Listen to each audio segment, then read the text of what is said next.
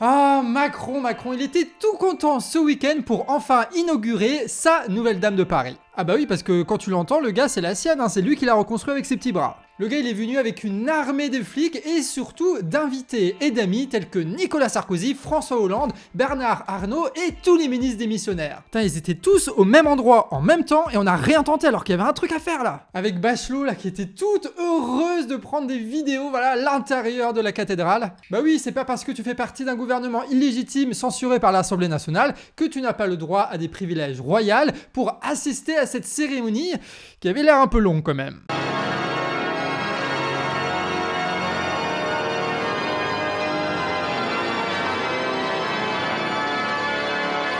En tout cas, Macron, le président laïque français, il a fait un discours dans une cathédrale. Je me tiens devant vous avant que ne commence la liturgie pour vous dire la gratitude de la nation française. Franchement, juste pour rigoler, hein. Imagine Mélenchon qui fait la même chose dans une mosquée. Le vacarme que ça fait. Et là, les journalistes de cour, évidemment, s'en sont donnés à cœur joie. Alors que l'on voit un autre ancien président de la République, Nicolas Sarkozy, accompagné de son épouse Carla Bruni, de son fils également, Louis Sarkozy, alors que vous voyez ces images absolument sublimes. Le président de la République qui accueille l'un de ses plus lointains prédécesseurs, Nicolas Sarkozy, et ces images magnifiques de la cathédrale éclairée. Et franchement, vivement qu'on les dégage tous ces types-là, qu'on puisse abolir une bonne fois pour toutes leurs privilèges. Et toi, t'en penses quoi de la récupération politique de Notre-Dame de Paris? Dis-nous ça en commentaire. Et pendant que Macron y faisait ça, le monde continuait de tourner. Alors aujourd'hui, dans Actu Réfractaire, on va faire le tour des informations chargées du jour avec le coup d'État en Syrie et un nouveau scandale de von der Leyen. C'est parti. Et oui, Macron, il fait le beau à Notre-Dame, mais il a pris soin de ne surtout pas inviter von der Leyen, la patronne de la Commission européenne. Parce qu'entre les deux, en ce moment, il y a un léger froid, on va vous expliquer tout ça. Et oui, on vous en parle depuis plusieurs semaines du Mercosur, cet ensemble de pays composé du Brésil, de l'Argentine, de l'Uruguay, du Paraguay et de la Bolivie. Et si on vous en parle, c'est parce qu'ils veulent signer un accord de libre-échange avec l'Union européenne.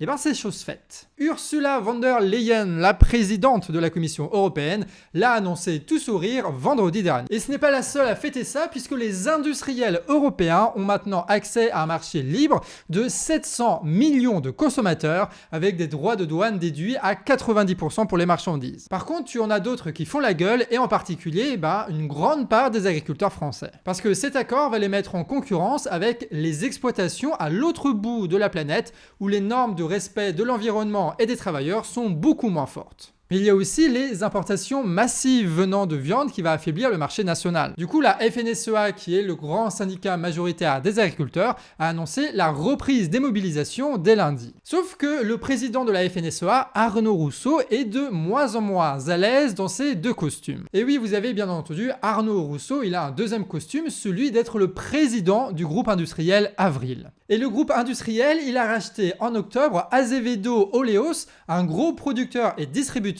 d'huile au Brésil. Du coup, Arnaud Rousseau, dans son costume de président du groupe Avril, va bien se gaver grâce à cet accord entre l'Union européenne et le Mercosur. Et dans son costume de dirigeant syndical, ce même Arnaud Rousseau dénonce cet accord pour ne pas perdre sa base électorale. Du coup, on se pose la question, est-ce que la FNSEA veut véritablement empêcher l'accord ou juste faire genre pour ne pas perdre les prochaines élections qui arrivent en janvier? Et oui, parce que le fond de l'affaire, il est là. Il y a les élections syndicales à la Chambre des agriculteurs qui arrivent bientôt. Et dans ces élections, la FNSEA est mal barrée puisque les syndicats comme la Confédération paysanne, mais surtout la coordination rurale, gagnent en puissance. Et ça, c'est bien normal puisque les agriculteurs ont réellement envie d'aller au bout pour empêcher cet accord. Surtout que rien n'est encore joué, il reste encore 2 étapes avant que l'accord n'entre en vigueur. Et oui, parce que même si von der Leyen, elle est toute contente, il faut quand même l'accord de 15 États pour approuver ça au prochain Conseil européen. Et ensuite, il faut le vote majoritaire au Parlement européen. En attendant,